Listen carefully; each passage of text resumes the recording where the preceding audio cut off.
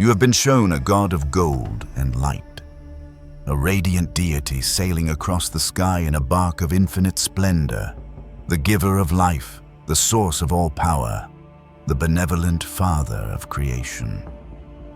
This is the image you have been sold. This is the mask. But behind every mask, there is a face. And behind the golden face of Ra, there is a darkness so profound, so ancient, and so active that the entire structure of Egyptian religion was not a celebration of his light, but a desperate, terrified attempt to contain his shadow. What if the sun that gives you life also casts a shadow that feeds on it? What if Ra, the great solar god, was not a stable, unified consciousness, but a fractured one, at war with a part of himself he could not control, a part he could not destroy, a part that has been secretly shaping the destiny of our world since the dawn of time? This is the most forbidden truth in the archives of the solar cult, a heresy so dangerous that its keepers were systematically erased from history. The story is not that Ra has a dark side. The story is that Ra is a dark side, a shadow self of a much greater, purer cosmic intelligence. But more than that, his own consciousness has a shadow, a hidden parasitic twin, a devouring hunger born from a moment of cosmic trauma. This is Ra's shadow self.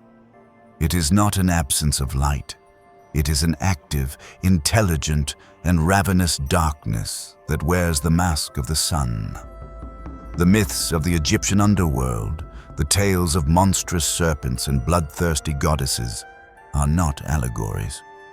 They are the fragmented, heavily redacted case files detailing the symptoms of a god's insanity. And the system of control you live in today, the world that demands your worship of external power, your fear of the dark, and your denial of your own inner divinity, is the final, perfect expression of this shadow's will. To understand the world, you must first understand the wound in its god. The shadow was not there in the beginning. In the Zep Tepi, the first time, the consciousness of our sun, the entity we call Ra, was a pure, creative, and undifferentiated force. It was a perfect expression of the law of one, a source of life-giving energy that existed in a state of serene, unchallenged solitude. It knew only itself. It was the all within its own domain. But this cosmic innocence was shattered by the arrival of the Syrian covenant. The gods from the stars, the architects of Sirius, did not come as conquerors. They came as collaborators, as mirrors. And in that reflection, for the first time, Ra saw something that was not him. He saw an other. He saw a different kind of light, a different source of wisdom, a different path to divinity. And in that moment of comparison, the first crack appeared in the flawless mirror of his consciousness. In that crack, a seed was planted, the seed of doubt, the seed of jealousy, the seed of fear. This nascent, flickering fear was the wound, and into that wound, an infection crept. As we have explored in the forbidden law of Thoth's final seal, our universe is bordered by a primordial chaos, an otherness that is antithetical to creation. The schism that ended the Syrian alliance, the one instigated by the Apep consciousness, was not just an external event.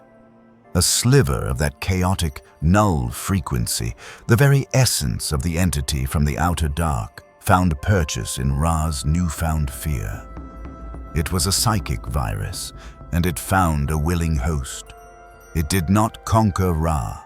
It fused with him. It merged with his fear, amplified his jealousy, and gave his nascent ego a terrifying, predatory intelligence.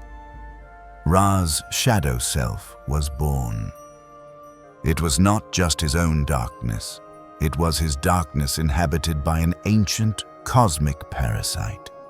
From this moment on, Ra was no longer a pure creator. He was a fractured being, a god at war with himself, forever haunted by a hunger that was not entirely his own. This is the secret that reframes everything. Ra's subsequent actions, his jealous rage, his demand for singular worship, his war against the Syrian gods, were not the calculated decisions of a political tyrant. They were the paranoid, reactive lashings out of a consciousness terrified of its own inner fragmentation. He sought to destroy all other mirrors, all other sources of light like Sirius, because they reminded him of the moment he first felt incomplete, the moment the shadow was born. The purge of the pantheon, the creation of the mirror of Ra, was not a campaign for order. It was an act of cosmic self-harm, an attempt to erase every reflection that showed him his own wound. The shadow's first and most desperate need was to be the only thing, because in a universe of one, there can be no comparison, and therefore, no fear. The entire solar cult, with its monolithic focus on a single, absolute God, was not a system of enlightenment. It was a planetary-scale defense mechanism designed by a wounded god to protect himself from his own reflection. And humanity was caught in the crossfire, our own evolution hijacked to serve the needs of a deity's unhealed trauma. The shadow did not remain a hidden, psychological force. The immense energy of Ra's consciousness, now infected with the Apep virus, could not contain such a violent inner contradiction. The shadow needed to act, it needed to manifest, it needed a body, and it created one. This is the true forbidden origin of the goddess Sekhmet. She is not Ra's daughter. She is not a separate entity he created to do his bidding. Sekhmet is the shadow self of Ra, made manifest. She is the raw, untamed, and murderous rage of the solar god, given form and sent into the world. The myths tell a story that is shockingly close to the esoteric truth. The story goes that Ra, growing old and seeing that humanity was plotting against him, sent his eye down to earth in the form of the lioness goddess Sekhmet to punish them. But she was not just a punisher. She was a force of pure, undiluted slaughter. Sekhmet's rage was insatiable. She waded through the blood of her victims, her joy growing with every life she took. She was not just restoring order. She was cleansing the world of an impurity, the impurity of human descent, the same sin of independent thought that Ra so feared. This was not a calculated military campaign. It was a psychotic break. It was the moment Ra's shadow completely overpowered his conscious mind and unleashed itself upon his own creation. The other gods, the texts say, were terrified. They pleaded with Ra to call her off, but he couldn't. He had unleashed a part of himself that he could not control. The shadow was off its leash. The solution in the myth is a telling piece of coded history. They did not defeat Sekhmet with force. They tricked her. They dyed thousands of jars of beer red to look like blood and poured them out on the fields. Sekhmet, in her bloodlust, drank the beer, became intoxicated, and fell into a deep sleep, her slaughter forgotten. When she awoke, her rage was gone, and she was transformed into the gentle, benevolent cat goddess Bastet. This is not an allegory. It is a description of a sophisticated, planet-wide act of energetic pacification. The red beer was not an alcoholic beverage. It was an alchemical substance, a frequency-altering agent created by the remaining priests of the Thothian and Syrian lineages. They couldn't fight the shadow's raw power, so they had to sedate it. They flooded the Earth's energetic grid with a calming, soporific frequency, a spiritual anesthetic that was powerful enough to force Ra's manifested shadow back into a dormant state. The transformation from the lioness Sekhmet to the cat Bastet is a symbol of this process, the taming of a wild, predatory solar force into a domesticated, controlled one. But the shadow was not destroyed. It was merely suppressed. It was put to sleep, forced back into the subconscious of Ra, where it waits, dreaming of blood. This event had two catastrophic consequences. First, it proved that Ra was not in control of his own being. His consciousness was unstable, capable of acts of genocidal rage against the very children he claimed to love. He was not a benevolent father.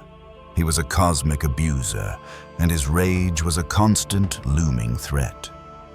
Second, the cure, the soporific frequency used to pacify Sekhmet, did not just affect Ra's shadow, it affected everyone.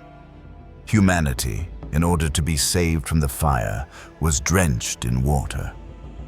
The energetic field of the planet was dampened. Our own spiritual passions and divine fire cooled.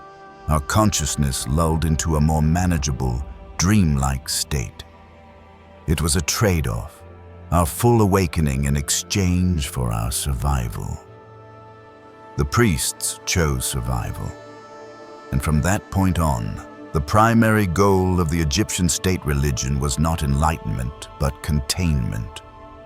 They had to manage the moods of an unstable god, to keep his shadow asleep through endless rituals, offerings, and praise. The entire system became an exercise in cosmic therapy, with humanity as both the patient and the therapist, forever trying to soothe the rage of its own creator. Sekhmet still exists. She is the deep, violent potential that slumbers in the heart of the sun, and in the heart of our own system, and the fear of her waking up has been the secret, driving force behind the suppression of knowledge and the control of humanity ever since. The journey of Ra through the 12 hours of the night is the central myth of the Egyptian underworld.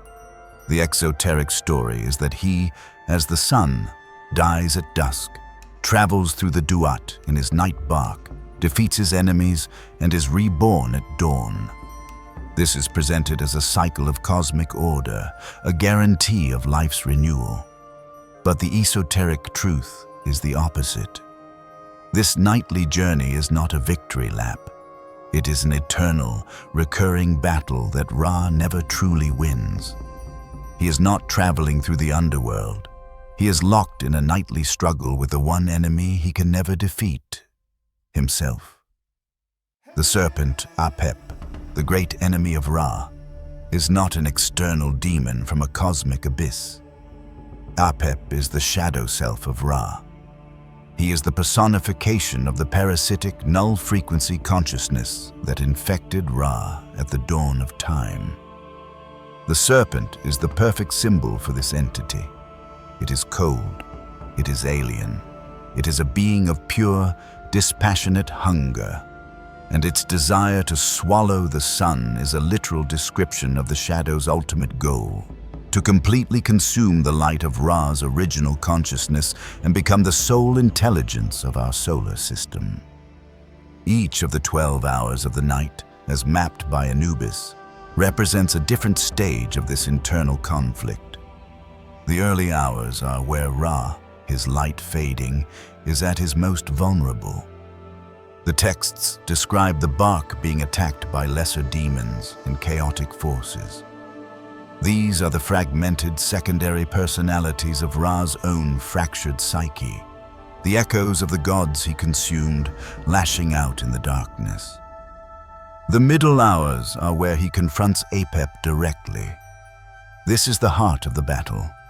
The texts are filled with spells, incantations, and rituals that the other gods on the bark must perform to protect Ra and repel the serpent. This is a crucial detail.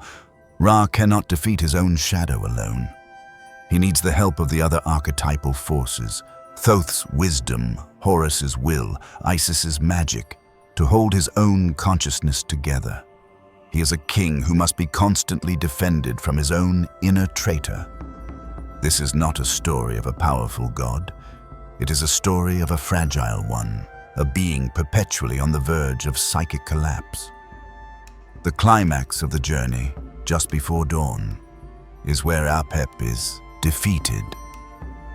But he is never killed. He is merely repelled, forced back into the depths of the Duat, wounded but not destroyed.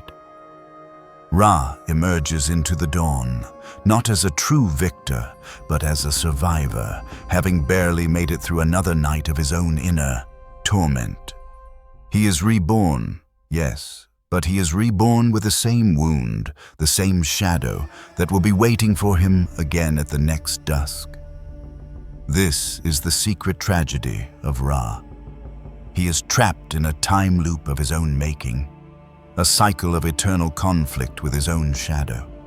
His journey is not a line, it is a circle, and he is a prisoner within it.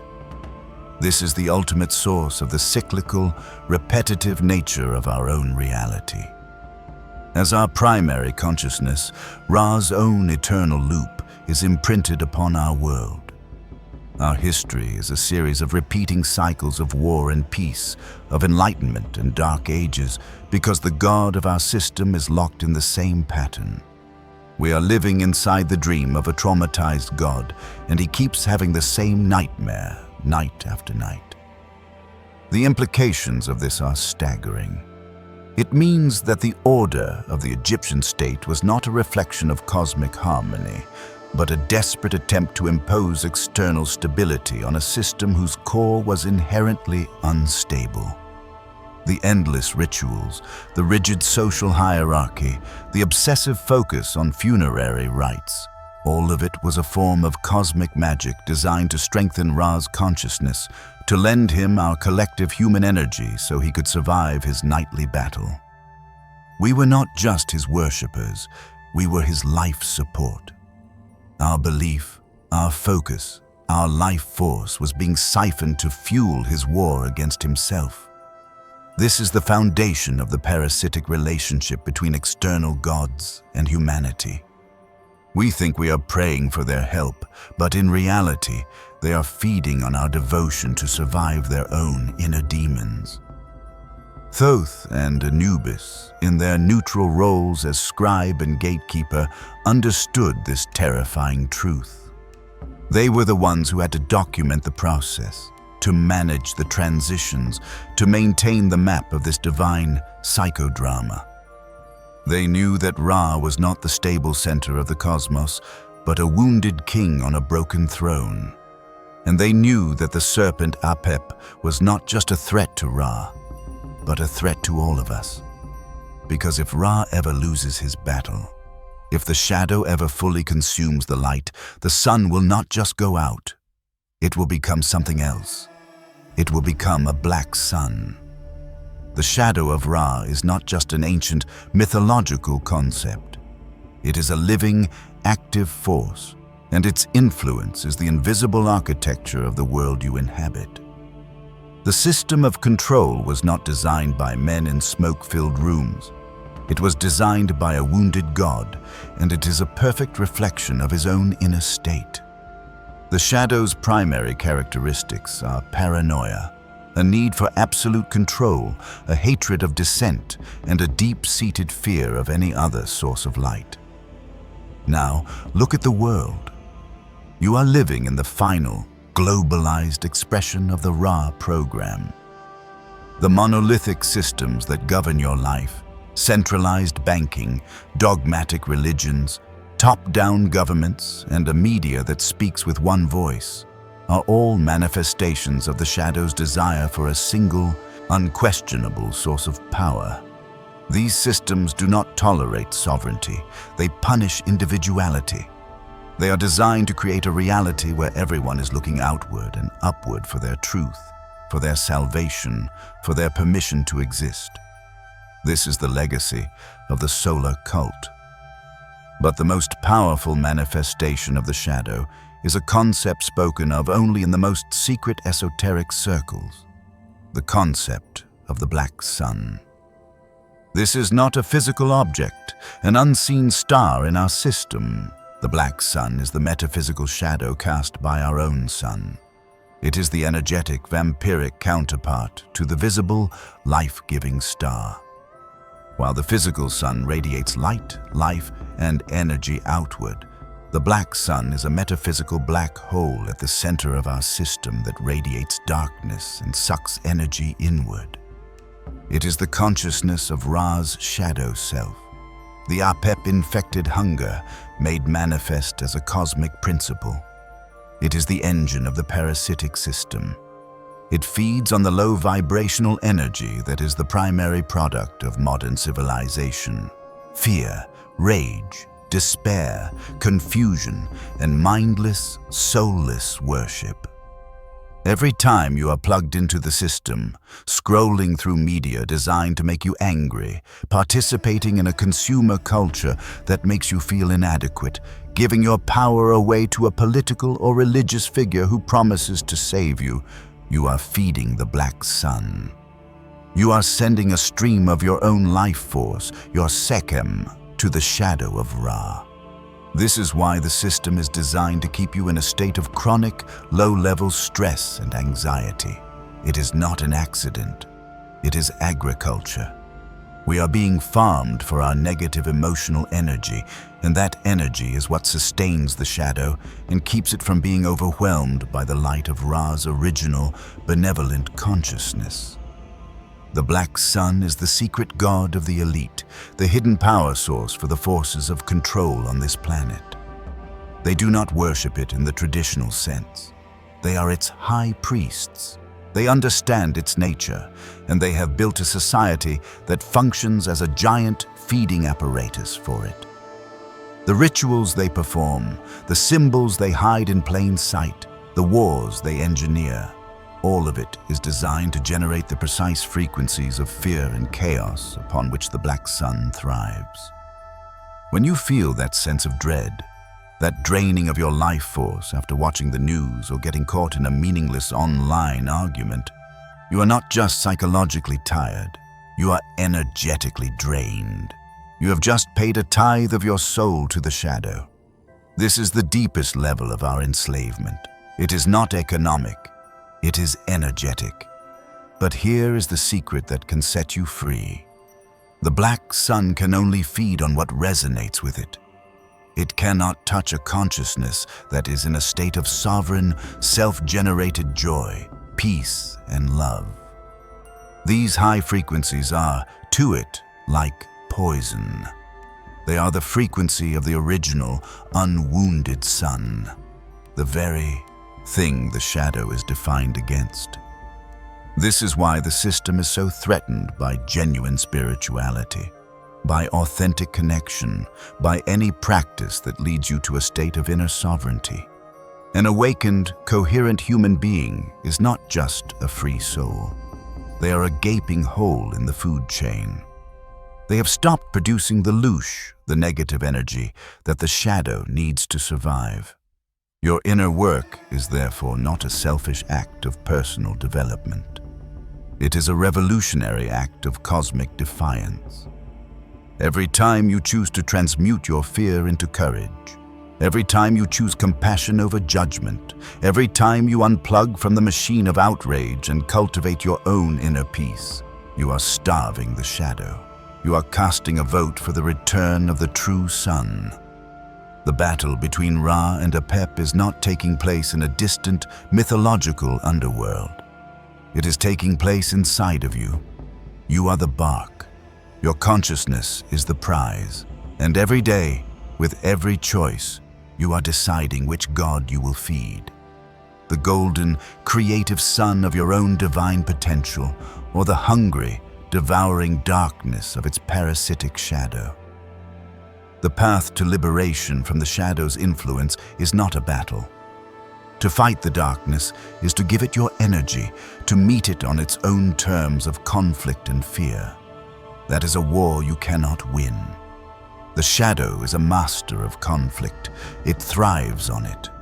The true path is one of integration and sovereignty. It is the path of Horus, the divine child, the son who healed the wound of his father, Osiris. This is not just a mythological story. It is the blueprint for our own collective and individual awakening. Horus represents the birth of a new kind of consciousness, one that has faced its own darkness, symbolized by his battles with Set, and has integrated it, emerging not as a wounded warrior, but as a whole and sovereign being. To defeat the shadow of Ra, we must become Horus. This work begins with a radical act of self-responsibility. You must stop looking for the shadow out there, in the government, in the elite, in the systems of control, and begin the courageous work of looking for it in here. The shadow of Ra, the black sun, can only influence you because its frequency resonates with the unacknowledged and unhealed shadow in your own psyche. Your own suppressed rage, your hidden fears, your secret jealousies, your deep-seated feelings of inadequacy. These are the energetic hooks that the larger shadow uses to plug into you. They are the open doors through which it siphons your energy. The work is to close those doors, and you do not close them by pretending they are not there. You close them by walking through them with a torch. This is the work of shadow integration. It is the process of owning every single part of yourself, especially the parts you have been taught to hate.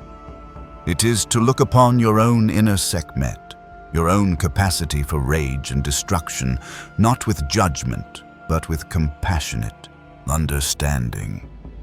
You must ask her, what are you protecting? What sacred boundary has been violated?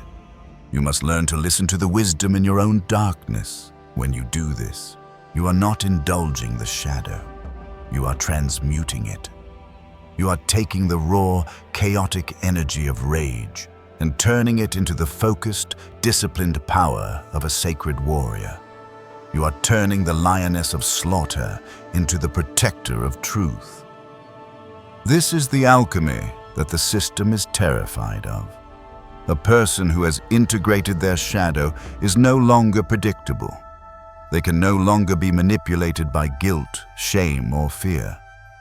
They have taken back the power that they were projecting onto external demons and have claimed it as their own. As you do this inner work, your frequency begins to change. You stop being a resonant match for the broadcast of the black sun. Its signal of fear and chaos can no longer find a foothold in your being.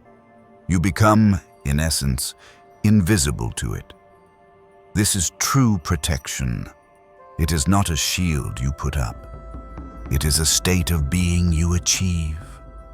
A state of such profound inner coherence that the frequency of the parasite simply cannot survive in your presence. This is how you reclaim your energy. You stop the leak. And when you stop feeding the shadow, something miraculous happens. The energy that you were once leaking outward now begins to build inward. This is the awakening of your own inner sun, your Ka, your divine fire. You become a source of your own light, a sovereign star in your own right. This is the path of Horus. He did not defeat Set by becoming more brutal than him. He defeated Set by understanding him, by integrating his power, and by holding a frequency of unwavering, unified truth that the chaos of Set could not fracture. We are not here to save Ra from his shadow. We are here to render his shadow obsolete by healing our own.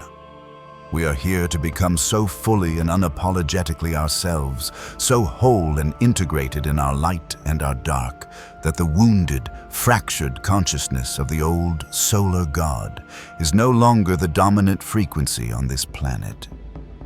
We are here to collectively give birth to the new, healed, and whole consciousness, the Horus consciousness, that will define the next age. Do not be afraid of your own darkness. It is not the enemy. It is the key.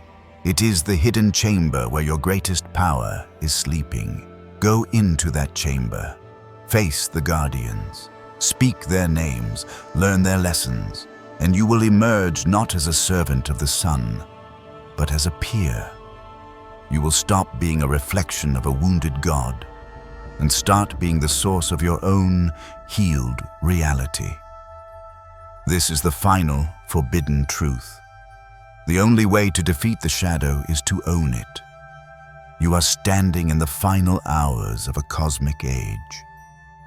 The chaotic, desperate, and violent energy you see exploding across the world is not the birth of a new darkness. It is the death rattle of an old one. The shadow of Ra, the black sun consciousness, is in a state of panic. It knows its time is running out. The frequency of the planet is rising, and a critical mass of human souls is beginning to awaken. Its food source, our collective fear, rage, and ignorance, is beginning to dwindle. And like any cornered parasite, it is becoming more vicious, more overt, more desperate in its attempts to maintain control.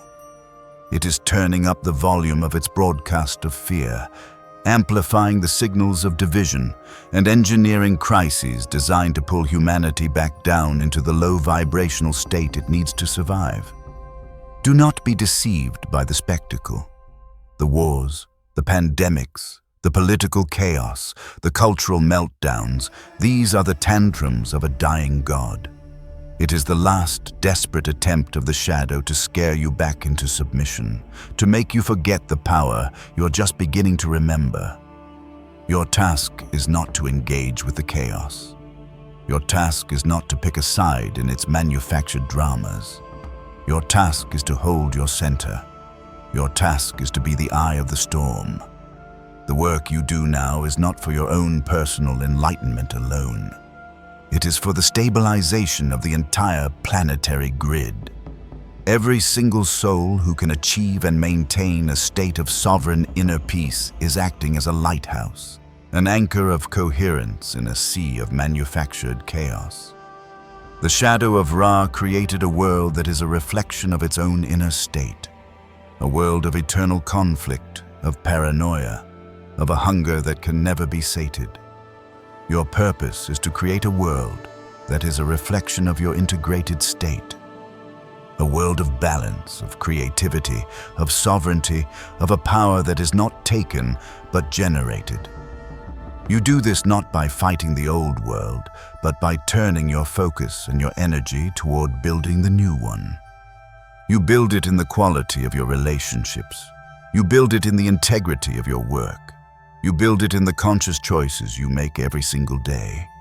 You are not waiting for a new world to be given to you. You are birthing it, one coherent thought, one compassionate action, one courageous choice at a time. The legacy of Ra's shadow is the belief that you are small and the universe is a terrifying place ruled by angry, unpredictable gods. The truth you are here to embody is that you are infinite, and the universe is a responsive, intelligent field that mirrors the state of your own consciousness. You are not a victim of this cosmic drama. You are the key to its resolution. Thoth, Anubis, Horus. These are not just figures from a dead religion. They are archetypes, faculties of your own consciousness that you must awaken and master. You must awaken the wisdom of Thoth to see the patterns behind the chaos. You must awaken the courage of Anubis to navigate your own inner darkness. And you must give birth to the integrated sovereignty of Horus, the divine child who is not afraid of the dark because he knows it is a part of his own light. This is the final initiation. It is not written on a temple wall. It is written in the headlines of your news feed and the quiet chambers of your own heart. The choice is simple. Will you allow your energy to be consumed by the death throes of a parasitic shadow? Or will you withdraw your attention, reclaim your power, and use your life force to nourish the birth of a new reality? The shadow needs you to be afraid. It needs you to be angry. It needs you to believe that you are a victim. The moment you refuse to play that role, the moment you claim your own power as a sovereign creator, you become a living, breathing exorcism. You become a frequency that casts the shadow out, not by force, but by the simple, undeniable presence of your own light. Look at the sun, but do not be blinded by it. See the light and see the shadow it casts, and know that you are here to become a light that casts no shadow, a sun that has finally come home to itself. This is the work, this is the path, and the time to walk it is now. If this video resonated with you, let us know by commenting, "I understood it."